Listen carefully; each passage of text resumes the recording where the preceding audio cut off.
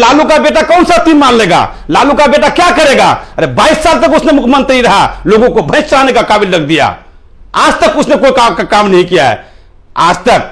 और मैं एक बात और भी कहना चाहता हूं कि इन लोगों की अगर राजनीतिक, अगर ये लोग अगर सरकार में आकर अगर बैठ जाए आरजेडी वाला, अगर मैं तो कहता हूं कि खुल्लम खुल्ला गुंडागर्दी हो जाएगा, जिस तरह से पहले गुंडागर्दी होता था। क्यों भूल गए? सीमांचल के जनता इतना बेवकूफ नहीं है, सीमांचल का जनता के पास कोई जगह नहीं है कि आज कांग्रेस डूबते जा रहे हैं, आज आरजेडी जो है खुल्लम खुल्ला बेईमानी कर रहे हैं। या आरजेडी क्या समझते हैं कि हम एमआईएम के इसको तोड़ दिए तो इसका जड़ खत्म हो गया? मैं तो कहता हूं कि जड़ खत्म नहीं हुआ है, इनका जड़ और मजबूत हुआ है। होने से पहले कि अरबों रुपया में एमआईएम के विधायकों को खरीदने वाला नहीं होगा।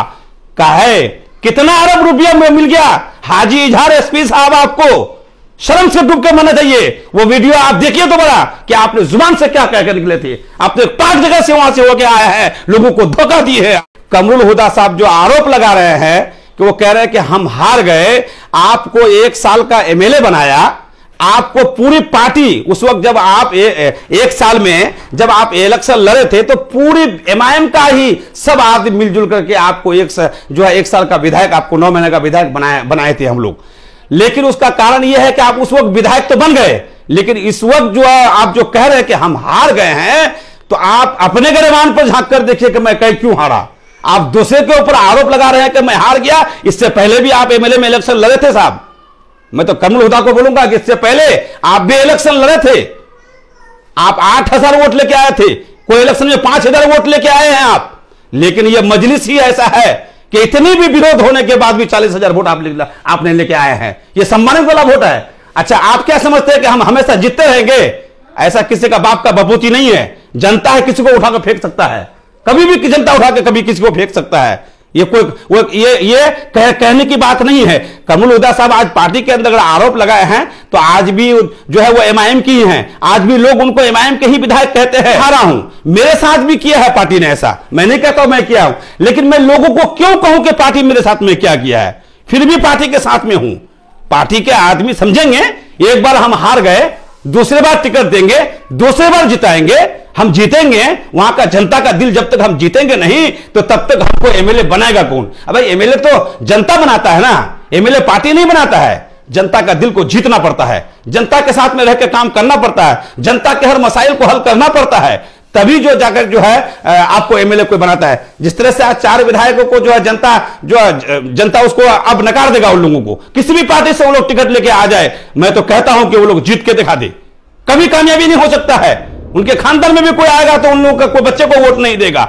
इजहार एसपी को तो सोचना चाहिए कि एमआईएम के नाम पर आपको इतने सारे वोट आए कि इतने सारे बहुमत से आप जीते, लेकिन आप अपने बेटा को क्यों हरा दिए? मुखिया के अंदर एक एमएलए का बेटा एक मुखिया हार जाता है, आप उसको उसकी औकात उसी वक्त समझ लेना चाहिए कि यह मजलिस को देखकर वोट किया था लोग।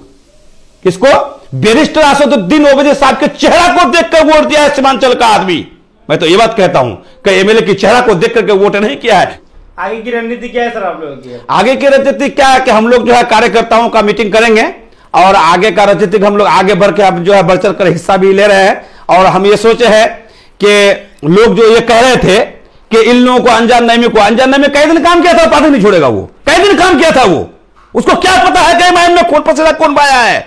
जनाब अख्तर ईमान साहब को जाकर पूछिए। जनाब अख्तर ईमान साहब एक साथ गाड़ी में बैठ करके अररिया से लेकर कहां तक ये हाफिज महबूब जाने वाला है। गाड़ी का तेल फूका है एमआईएम के लिए, एक सीट के लिए नहीं, ठाकुरगंज के लिए नहीं, पूरे सीमांचल के अंदर हाफिज महबूब जनाब अख्तर ईमान के साथ में घुमा है और जाकर पार्टी को मजबूत किया है। और उस वक्त पार्टी का लाइन लग गया था एक आदमी का, कोई तो जेडीयू से आरजेडी से छोड़ करके आकर के यहां पर रुपया का पैसा का भंबा लगा दिया था। एक आदमी हमको उठाने का चक्कर लगा दिया था कि ये लोग इसको टिकट नहीं मिलना चाहिए, ये लोग कमजोर आदमी है, ऐसा है वैसा है। क्यों हाफिज महबूब को टिकट नहीं मिला? क्या किसी का दम हुआ? नहीं हुआ। लेकिन भाई अख्तर ईमान साहब ने इज्जत दिया, पार्टी के लोग इज्जत दिया, बैरिस्टर असदुद्दीन ओवैसी साहब ने इज्जत दिया, मैं उनका शुक्रगुजार हूं। और जब तक मैं जिंदा रहूंगा, मैं इजहार एसपी नहीं हूं कि आज जो बात बोल दिया इस रिकॉर्ड को रखिएगा आप कि जब भी मैं किसी में जाऊं अगर तो आप बोलिएगा हां मैं छोड़ूंगा, या कोई कारण अगर होगा तो पहले बतला करके उसके बाद पार्टी में रिजाइन दूंगा। मैं तो कहता हूं चारों विधायकों को कि तुम लोगों की अगर हैसियत है तो तुम लोग रिजाइन मार के दोबारा इलेक्शन करके तुम लोग देख लो, एक वार्ड मेंबर में अगर तुम लोग जीत कर अगर दिखा दोगे, हाफिज महबूब गुलामी कर देगा।